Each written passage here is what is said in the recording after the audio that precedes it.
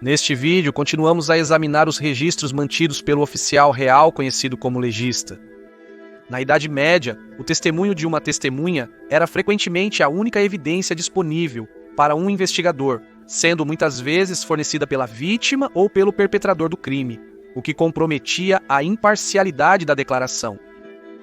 Nos séculos XIII e XIV, quando esses registros foram feitos, as pessoas aceitavam facilmente evidências circunstanciais como fato. Os investigadores registraram todos os detalhes possíveis, anotando a hora, local, ferimentos no corpo e testemunhas do incidente. Apesar de todo o trabalho de detetive rotineiro, se o culpado fugisse da cena, provavelmente desapareceria no campo e talvez nunca fosse responsabilizado. Vamos voltar no tempo agora e descobrir algumas das pobres almas que perderam suas vidas em circunstâncias incomuns e alguns dos perpetradores que realizaram os atos sujos. A história medieval, como você sabe, é contada pelos vencedores. Geralmente, quem segura a caneta decide como será lembrado na história. Mas sabemos que também gostamos de investigar as profundezas obscuras da Idade Média, olhando além da superfície para descobrir o drama da vida real e como as pessoas realmente viviam no período medieval. A surra de John Lawrence. Na segunda-feira, antes da festa de São Jorge, o mártir, no 25º ano do reinado do rei Edward, John Lawrence morreu em sua hospedagem na paróquia de São Pedro, no Bailey. Seu corpo foi visto no mesmo dia por Adam de Spalding, o legista. O corpo de John não tinha feridas, mas ele havia sido espancado severamente. O legista chamou 4 homens de paróquias próximas para investigar e realizar uma investigação no mesmo dia. Os homens juram que no domingo de Ramos, um homem chamado David de Northampton estava na rua perto de suas acomodações na paróquia de São Miguel do Norte. Ao anoitecer, ele caminhava junto à muralha norte da cidade. Enquanto David caminhava rezando fervorosamente, John Lawrence se aproximou e o empurrou 2 vezes com o ombro, intentando iniciar uma briga. David pediu para ficar sozinho e entrou em sua hospedagem, mas John foi até a porta e bateu 2 vezes. David saiu com um cajado e acertou John na cabeça. Quando John caiu no chão, David, citando, o espancou com o cajado nos ombros, costas e rins e por todo o corpo, do qual ele morreu na segunda-feira supracitada. Por ter vivido 15 dias, ele obteve todos os direitos da igreja. Porém, antes disso, ambos os homens foram convocados perante o comissário do chanceler da Universidade de Oxford, mestre John Bloyle, e condenados à prisão. Durante a estadia, o conselho do comissário fez a paz entre os 2 homens e ambos foram soltos. David deixou a cidade e desapareceu.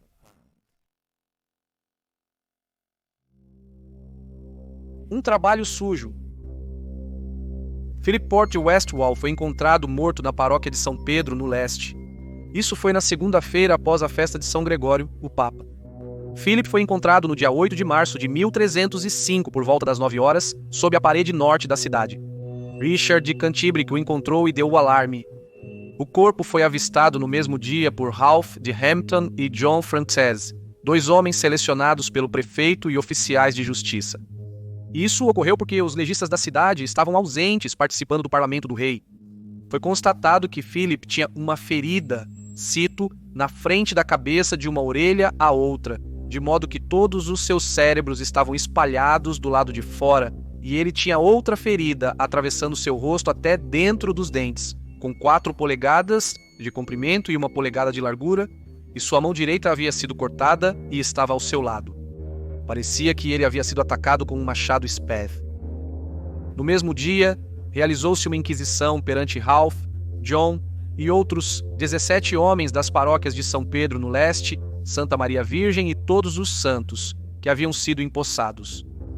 Todos os homens juraram que John de Burden, da rua Kilbold, em Leicestershire, foi à pensão de Philip tarde ao anoitecer no domingo anterior. Enquanto Peter estava em seu quarto, John convidou-o para ir a uma taverna de cerveja, onde pagaria uma bebida para ele. Eles foram juntos e, após algumas bebidas, John partiu. Philip saiu após o toque de recolher e começou a caminhar para casa sozinho. Quando ele chegou ao canto sob o muro em direção ao portão leste, 5 escrivães desconhecidos o atacaram. Ele tentou fugir, mas os homens o alcançaram, feriram e mataram. Então eles fugiram imediatamente. Ninguém conhecia seus nomes ou endereços. Eles têm certeza, porém, que John de Burden foi o instigador do ataque, e é por causa dele que os 5 funcionários cometeram o assassinato. Richard de Canterbury, descobridor do corpo, se comprometeu a comparecer perante os juízes na próxima sessão do tribunal.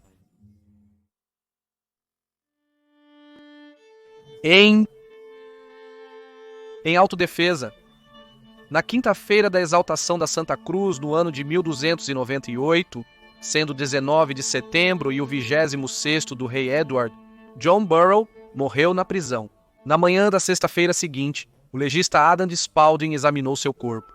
John tinha, cito, uma ferida mortal na coroa da cabeça com 6 polegadas de comprimento e profundidade que atingia o cérebro. Ele tinha outra ferida menor na testa.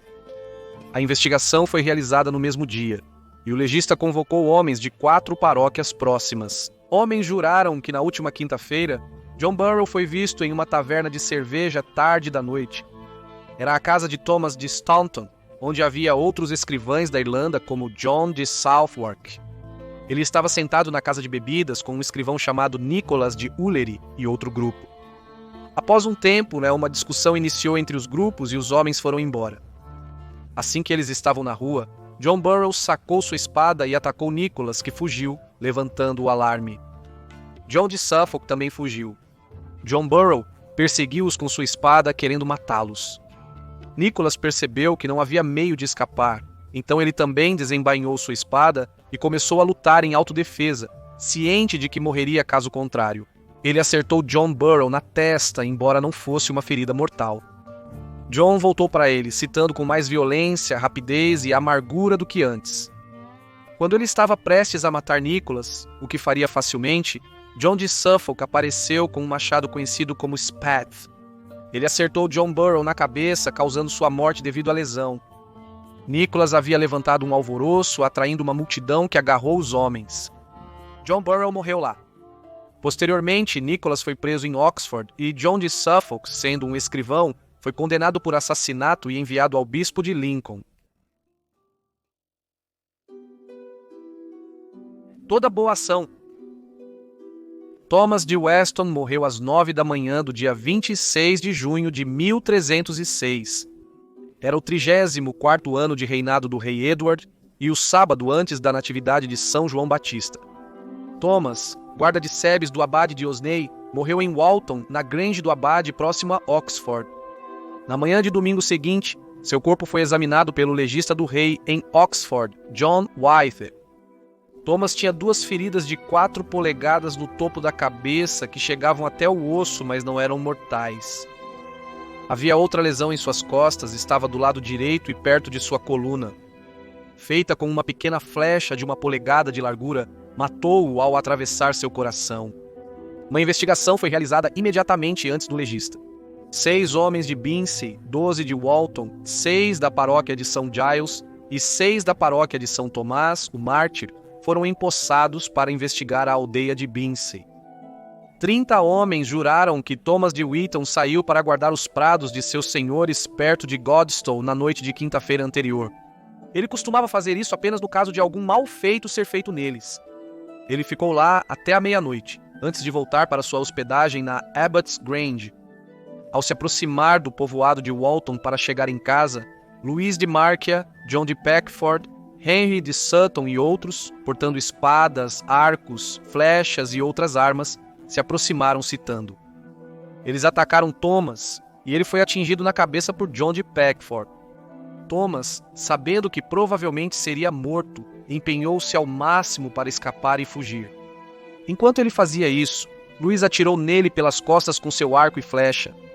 Thomas recebeu seus ritos da igreja e faleceu 1 hora depois do ataque. Henry de Sutton estava lá e não tentou impedir o ato, embora ele não tenha atacado Thomas pessoalmente. Se Louis, John de Peckford e Henry de Sutton fossem encontrados, deveriam ser mantidos em segurança até a chegada dos juízes do rei.